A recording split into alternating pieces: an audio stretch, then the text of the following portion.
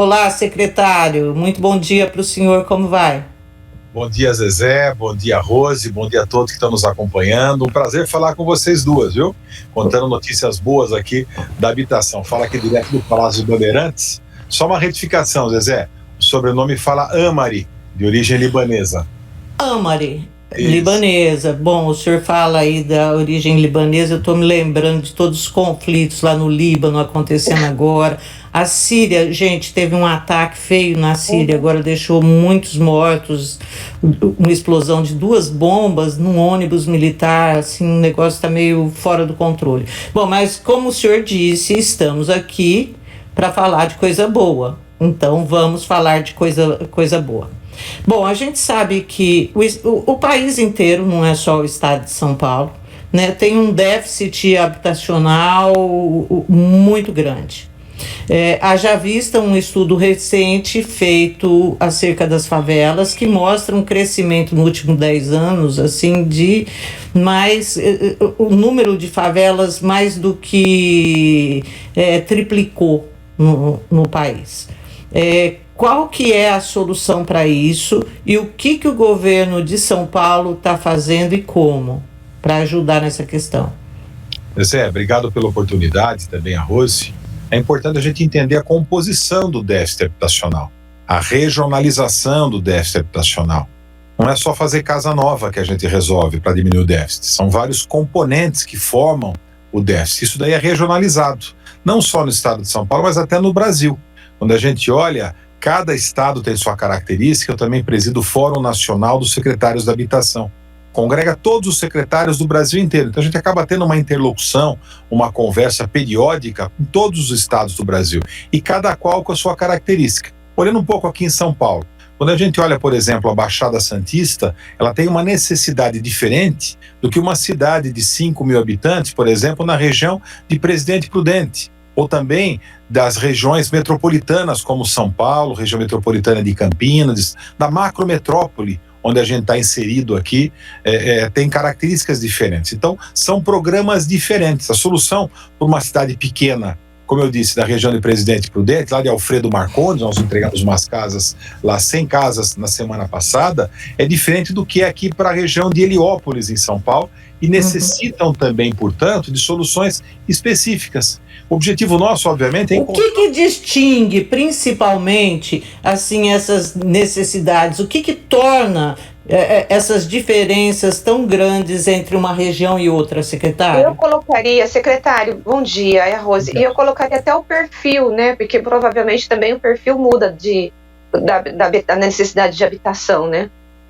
Vou colocar 3 exemplos aí, e colocar mais uma pitadinha para o nosso papo. Quando a gente olha ali, uma cidade pequena, eu citei aqui Alfredo Marcondes, que foi a última entrega que nós fizemos na semana passada, ali na região de Presidente Prudente. Depois a gente olha aqui o bairro de Heliópolis, aqui na região de São Paulo, na cidade de São Paulo. E também vamos colocar um exemplo aqui da Baixada Santista. Quando a gente olha ali Alfredo Marcondes, nós temos que sim buscar uma parceria com a cidade, construir um novo conjunto habitacional, para que não haja proliferação de novas, ou ali no caso de cidades menores, de favelização. Não existe favelização nas cidades pequenas do estado de São Paulo, até por conta do papel importante do estado para construir mais de 500 mil unidades em todas as cidades do estado de São Paulo.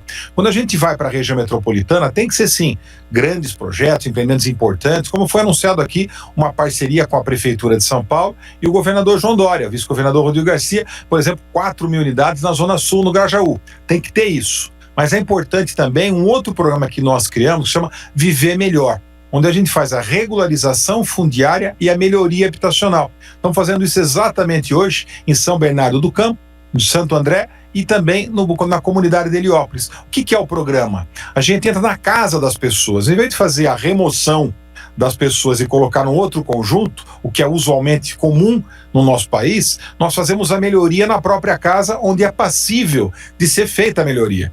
Qual é a premissa? Que ela seja passível de ser regularizada, que ela não tenha problema constatado pela Defesa Civil. Ou seja, não tenha manancial, não tenha risco de deslizamento, de enchente. Então ela é passível de ser regularizada, ela se qualifica para ter a melhoria. E a melhoria, o que é? Nós entramos na casa das pessoas, melhoramos a instalação elétrica delas para não ter aquele problema de incêndio que nós vimos nas comunidades, fazemos encanamento, saneamento, nós colocamos ali piso quando as casas estão no contrapiso, melhoramos a ventilação com abertura de janelas onde é possível, fazemos a melhoria do telhado com a impermeabilização, fazemos também a melhoria do banheiro. Muitas dessas casas, quando a gente entra, eu conheço muitas delas, obviamente, até pelo papel que eu exerço no governo de São Paulo, não tem banheiro, então a gente faz o banheiro para a casa das pessoas, melhora a acessibilidade da casa, pinta a casa por dentro e por fora, faz a transformação.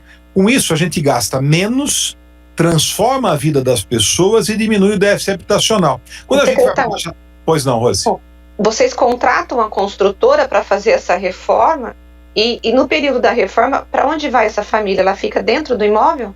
É uma experiência difícil, Rose, não é fácil, porque não dá para tirar as famílias de lá e colocar em outro lugar, fazer a reforma. É uma experiência única aqui em São Paulo, é um programa nosso, nós fizemos aqui, determinação do governador João Dória, do vice-governador Rodrigo Garcia, toda a equipe da habitação, nós fizemos uma ata, nós colocamos essa ata, uma empresa vitoriosa ganhou essa licitação. Nós temos a equipe social da Secretaria da CDHU que vai antes na casa das pessoas, conversa, avalia se enquadra, daí vai a equipe técnica da companhia, tudo na sequência, ali na comunidade. A equipe técnica avalia tecnicamente o que é possível e o que é necessário ser feito, e a empresa vem fazendo, mesmo com as pessoas lá dentro. É difícil, mas não dá para tirar as pessoas. É como se fosse uma reforma mesmo, e a gente faz isso, e nós já estamos fazendo, não é que é uma hipótese, um programa, não. Se a gente for hoje, ali no quilômetro 19 da rodovia Anchieta, em São Bernardo do Campo, nós estamos fazendo isso no bairro DR, 519 famílias. Nós estamos fazendo no Jardim Santo André, 400 famílias. E também começamos faz 15 dias e já está em obra a todo vapor, até nas redes sociais, se alguém depois olhar nas minhas redes sociais, tem ali até algumas imagens. Você tem ali 1.000 famílias em Heliópolis. Heliópolis é uma das maiores, acho que do mundo. São 200.000 pessoas que moram só em Heliópolis. Nós estamos começando com a primeira etapa com 1.000 famílias ali em Heliópolis. Então, nós fazemos uma empresa, pessoas contratadas da própria comunidade, e nós fazemos essa ação com as pessoas. É difícil, é uma experiência única, Zezé e Rose. É difícil mesmo, mas está dando certo e é um sucesso, porque a gente consegue... E é o Estado que banca tudo? Ou as famílias têm que participar com alguma coisa? O custo médio por unidade é de R$15 mil. Nós pensamos até no início, Zezé e Rose, até de cobrar um pedaço das pessoas. Mas nosso governador João Dória determinou que nós fizemos isso para as famílias que nunca tiveram atendimento habitacional, que sejam famílias em vulnerabilidade social, que o Estado faça o investimento a título de fundo perdido. É uma ajuda para essas pessoas para dar melhor condição de vida. E esse programa é um programa que o objetivo nosso é trabalhar nas regiões metropolitanas do estado de São Paulo, onde, obviamente, existem maiores problemas com essa característica de falta de habitabilidade, eu diria, e que é melhor você melhorar a casa das famílias do que fazer a remoção e colocá-la em outro conjunto. Normalmente, quando você vai para um outro conjunto, a pessoa vende lá, não deveria, mas vende e volta para a própria área invadida ou ocupada ou irregular. Muita gente que trabalha com urbanismo, né, destaca isso, a necessidade de conseguir manter as pessoas onde elas têm os vínculos delas, familiares, de trabalho, né, e que acaba se tornando aí uma perda de dinheiro você realmente levar as famílias para lugares distantes de onde elas tiram o sustento delas, né? Mas uma coisa que o senhor está falando em Heliópolis e em vários pontos que eu imagino das metrópoles, como é aqui em Campinas também, mas que tem um problema grande com tráfico, com PCC, e a gente tem lido com muita frequência, né, e visto aí trabalhos sendo feitos, mostrando que o crime ele tem expulsado as famílias e também invadido áreas de preservação, de conservação. O Estado está por dentro disso, está atento a essas coisas que estão acontecendo, secretário? Certamente que sim. Nós buscamos, e você colocou aí muito bem o ponto do urbanista, dos arquitetos urbanistas que trazem esse tema, talvez até assim como eu, vários dos secretários de Estado hoje vêm da iniciativa privada. A minha primeira experiência na área pública, eu sou empresário, agora não sou mais, da área imobiliária, fui presidente de associações de classe, do próprio Secov, que é o Sindicato da Habitação, por vários anos, e tive sim participação com muito diálogo com os arquitetos urbanistas. Então essa experiência privada e com a descentralização e também a liderança do governador João Dória, nós implantamos vários programas inovadores. Isso é único, viu, Zezé e Rose? Não existe, todos que nos acompanham agora, não existe isso no Brasil. Alguém já tentou fazer, mas um programa de regularização fundiária, melhoria habitacional, que não é o lançamento, sai do papel e está em obra, é o único no Brasil. E a gente que isso daí que eu me lembro, assim, quando o senhor falou, já tentaram, foi o Singapura, que o Maluf fez na cidade de São Paulo, ocupando as áreas que já eram ocupadas, regularizando. Foi isso, né? Singapura é sim da época, mas é outro conceito. Singapura é a verticalização, a área favelizada, que é importante, positivo. Eu acho que teve o seu mérito no momento, mas esse daqui é um outro programa, complementar, inclusive. Agora, entrando um pouco no tema que você sugeriu aqui, do tráfico, ou da violência, ou da falta de segurança, existe sim ações constantes da própria Secretaria de Segurança Pública para que a gente possa fazer isso. Mas o nosso papel na habitação, obviamente, é melhorar a condição de vida, a habitabilidade das famílias na própria comunidade, levando para elas saneamento básico, a acessibilidade. Zezé, Rose, todos que nos acompanham. Eu fui visitar casas na periferia, onde tem casas com degraus e cadeirante que nunca entrou na cozinha, porque não tem acessibilidade. Esse programa também torna a casa acessível para as pessoas. Então a gente faz as adaptações necessárias para que elas possam ter condição de habitabilidade. Então, além, obviamente, da saúde, também da segurança, da acessibilidade, também a condição também de impermeabilização da casa, ventilação, ou seja, são muitas ações, um programa, são vários, para cada componente do déficit uma solução específica. Secretário, a gente tem visto que essa questão da moradia, ela é algo muito importante para o brasileiro, e principalmente aqui no estado de São Paulo, porque o aluguel é muito caro. E mesmo com o anúncio do governador, assim, a impressão, 1 bilhão, você fala, nossa, que dinheirama para fazer as construções, né? Mas quando você olha para o déficit, você fala, é como se fosse uma gotinha no meio do oceano para poder resolver esse problema. Eu gostaria de saber qual que é o déficit do estado de São Paulo de moradia e se existe alguma previsão de que um dia o paulistano possa confiar e dizer assim, eu vou conseguir acessar uma casa pelo governo do estado. Porque a gente, assim, 300 unidades, 200 unidades, aqui em Campinas, por exemplo, nós temos um déficit de 50 mil unidades de casa, mas tem gente que nem se inscreve porque nem confia mais nos programas do governo, né, do poder público. Qual que é de fato a resposta do Estado para quem realmente precisa de uma casa própria?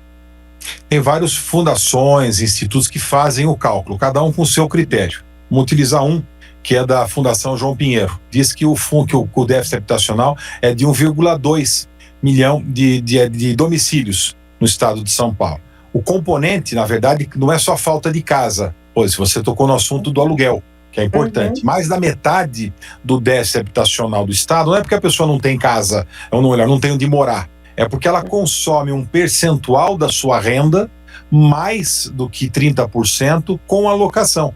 Então, para essa situação, o que nós temos que fazer? É a melhoria da economia, é mais oferta de imóvel, é segurança jurídica para o locador. São ações, muitas vezes, da própria iniciativa privada e com apoio institucional do poder público, para que haja, assim, uma diminuição desse componente. Só aí, como eu disse, são mais de 50%. Eu diria que é entre 60% e 65% do déficit habitacional. Repito, não é que a família não tenha onde morar, mas é que ela consome parte significativa da sua renda com a locação.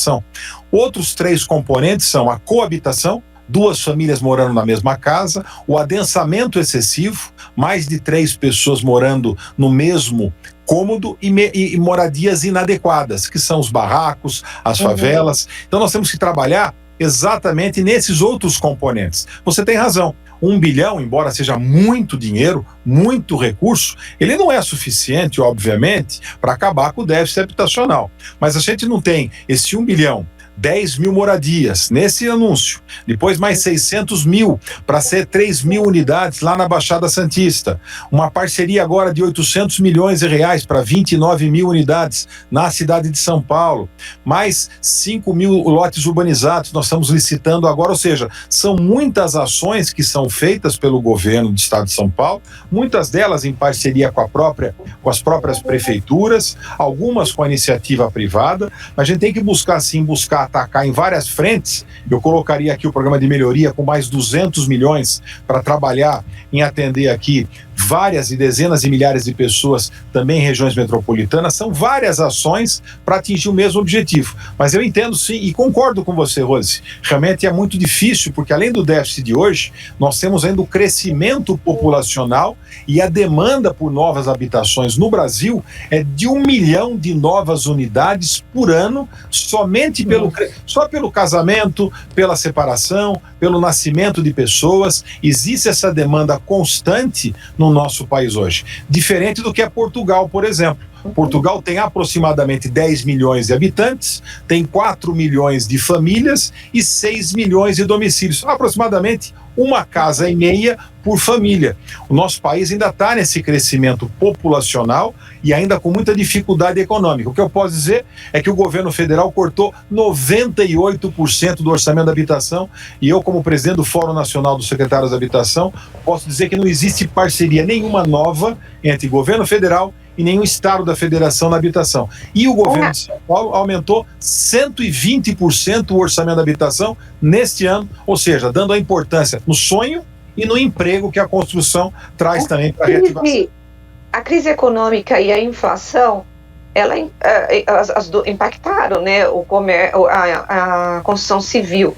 Como que isso afetou o planejamento da habitação pública para novas moradias? Houve uma redução, teve que redimensionar, houve aditamentos de contratos? Rose, o estado de São Paulo foi um dos 3 estados que não houve em nenhum momento paralisação da indústria da construção. Ou seja, mantendo todos os protocolos, toda a segurança sanitária, mas não houve no estado de São Paulo paralisação. Eu falo no valor dos projetos. Dos projetos, entendeu? Os custos, sim, tiveram aumento. Alguns contratos, quando foram passíveis e necessário o aditamento, eles foram feitos quando necessários. Novas contratações, obviamente, os preços são mais caros, e essa é uma característica não de São Paulo, não do Brasil, mas é do mundo, porque o mundo teve, sim, um processo inflacionário nos produtos e nos materiais de construção. Esse é um problema global, e que trouxe também um aumento no custo e um aumento no preço do imóvel. Ou seja, acontece hoje, talvez não necessariamente agora pela dificuldade econômica, mas um potencial de valorização, e daí eu falo um pouco mais da iniciativa privada do que poder público, um potencial de valorização até pelo aumento do custo do produto na construção de novas unidades. Isso traz um impacto também orçamentário, dificuldade, mas que nós em São Paulo, com a suplementação orçamentária e redimensionamento, não estamos tendo nenhuma dificuldade com isso, nenhum novo planejamento, redução de construção. Pelo contrário, nós estamos ampliando investimento, o governador João Dória e vice-governador Rodrigo Garcia atentos a isso, ampliando investimento, principalmente nas áreas fundamentais. E eu coloco a habitação como sendo uma dessas áreas por 2 motivos. O sonho das pessoas é a necessidade habitacional nesse momento que nós vivemos e a importância que tem para a reativação econômica e geração de emprego que tem o setor da construção e aqui especificamente o setor habitacional. O secretário... Posso só fazer uma perguntinha? Zezé, eu já passo para você, porque eu sei que vai... Secretário, a pessoa, quando ela recebe uma casa própria, ela celebra, porque é um momento de celebração, né? Qualquer pessoa que está comprando, mudando de casa. E eu me lembro que nós tivemos alguns projetos habitacionais, que as pessoas recebiam a casa e elas vinham cheias de defeitos, com um piso horroroso, o telhado, a casa rachando, como se casa para pobre fosse, você pudesse entregar qualquer coisa. A minha pergunta para o senhor quando vocês fazem esse planejamento e contratam uma construtora, vocês pedem para que elas utilizem produtos bons e qual é o tamanho dessas casas? São casas adequadas para essa população? Há um respeito pela dignidade da pessoa? Porque eu mesmo já fiz matérias de construções de moradia popular que eram assim uma vergonha quando entregavam para a população. Você tem razão, Rose. Muitas dessas entregas, elas têm sim muita dificuldade. A gente busca na CDHU, que é a companhia ligada à Secretaria da Habitação, ao Governo do Estado, a buscar dar o atendimento para essas famílias, olhando todos os critérios de sustentabilidade, com respeito aos resíduos sólidos, a energia com placa. Todas as casas da CDHU são entregues com placas fotovoltaicas, melhorando até a condição da conta de luz futura para esses moradores. Todas as casas, embora a lei federal obrigue a ter 3% de acessibilidade, 3% dos imóveis acessíveis, todas as casas da CDHU têm o desenho universal. O que significa isso? Que todas as casas elas são adaptáveis para receber, não só para viver um cadeirante, mas para receber a visita também de um cadeirante. Não estou falando de 3 em si, estou falando 100% das casas da CDHU, elas são construídas com desenho universal. Ou seja, o respeito às deficientes, aos resíduos sólidos, ou seja, ao ambiental, também a geração de energia com placa fotovoltaica, ela é presente. Obviamente, pode existir sim, como de fato existe, a dificuldade no início da ocupação dessas casas e as construtoras contratadas fazem as adaptações. Mas uma coisa que acontece muito, Rose e Zezé, e a gente vê isso nos conjuntos da CDHU entregues há décadas, é que as pessoas não dão a manutenção também. E como um carro, como uma roupa, ou como nós mesmos, nós precisamos também ter a manutenção. E as pessoas não fazem a manutenção, seja porque acreditam que é um papel do Estado, sejam até por falta de recursos financeiros. E a dificuldade de fazer essa gestão condominial. Embora a CDHU faça também um trabalho social, educando ou ensinando essas pessoas na convivência dentro de um condomínio. Mas muitos desses conjuntos, por falta de manutenção, hoje estão degradados. Eu não acho justo gastar dinheiro do Estado para reformar conjuntos habitacionais para as famílias que já receberam atendimento habitacional e não fizeram a manutenção. Eu acho que é razoável que a gente invista para atender quem nunca teve o atendimento habitacional. Mas você tem razão. Quando a gente olha assim alguns conjuntos que foram feitos há tempos atrás, que estão hoje em condições muito feias, mas aí sim as pessoas têm que buscar uma forma, até porque já tiveram atendimento habitacional, já receberam esse benefício do Estado, que na verdade é de todos nós, como pagamos impostos, esses recursos eles são nossos, não é que é do Estado, é da gente, como cidadão paulista, para que a gente possa sim dar o atendimento para essas famílias novas. Ô, secretário, eu já cobri muito habitação, mas agora confesso que eu estou distante da área de habitação.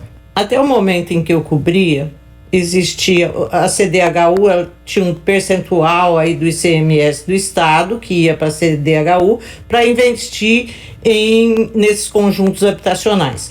E, assim, no entanto, teve uma época que a CDHU tinha um monte de dinheiro no cofre e não conseguia realizar os projetos por causa da ausência de terrenos e de áreas para essas construções. Como é que está agora? E por que eu pergunto isso?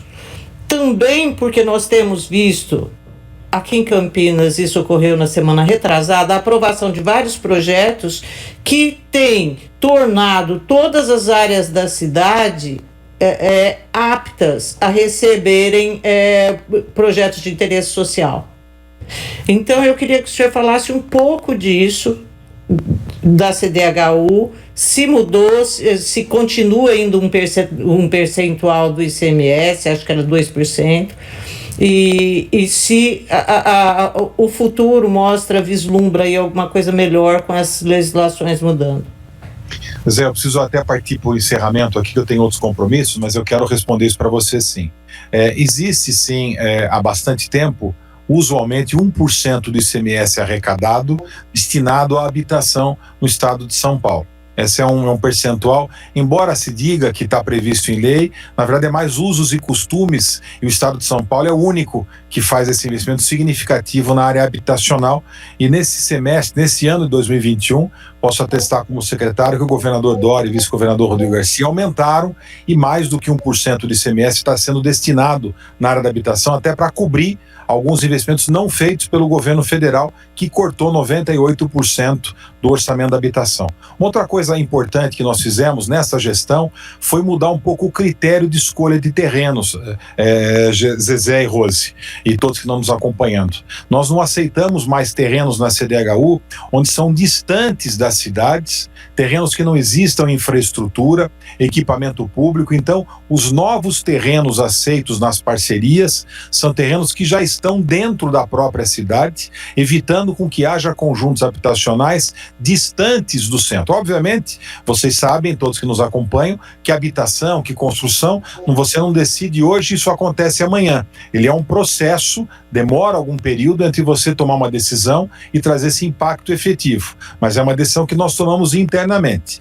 Por outro lado, essa possibilidade de trazer outros terrenos também para dentro da estrutura, e eu citaria a alteração do artigo 180 da Constituição do Estado, que permite agora, e essa alteração aconteceu em 2019, uma proposta nossa e aprovada pela Assembleia Legislativa, que permite com que o Estado e o município destine áreas institucionais, se for de vontade do prefeito, aprovado pela Câmara Municipal, para conjuntos habitacionais de interesse social. A legislação do Estado de São Paulo permitia a regularização, ou seja, se alguém invade uma área institucional, aí a legislação permitia regularizar, mas não permitia a construção. Então, nós fizemos essa alteração, propusemos essa alteração do artigo 180 da Constituição do Estado de São Paulo, e agora os municípios podem trazer esses terrenos. Isso foi inclusive uma sugestão do prefeito de São José dos Campos, o prefeito Felício. Ele me sugeriu, eu gostei muito da ideia, implementamos isso, ou seja, nós podemos ter uma oferta de terrenos hoje que já estão dentro da estrutura urbana, do tecido urbano, da malha viária, de equipamentos públicos, do trabalho, da saúde, também do estudo, ou seja, a gente traz as pessoas para dentro da cidade, evitando o que a gente chama de gentrificação, quando a gente expulsa as pessoas dos centros para morar na periferia. Então é uma ação importante que nós fizemos também com esse objetivo, trazer habitação de interesse social onde já existe a estrutura, desde que ali não traga prejuízo urbanístico para a cidade. Muitas vezes precisa ter também o parque, precisa ter também o espaço livre para outro equipamento público, mas quem decide isso é o prefeito e são os vereadores que foram eleitos justamente com esse objetivo. Não existe mais hoje uma proibição da Constituição do Estado pela essa proposta aprovada de emenda constitucional estadual no Estado de São Paulo.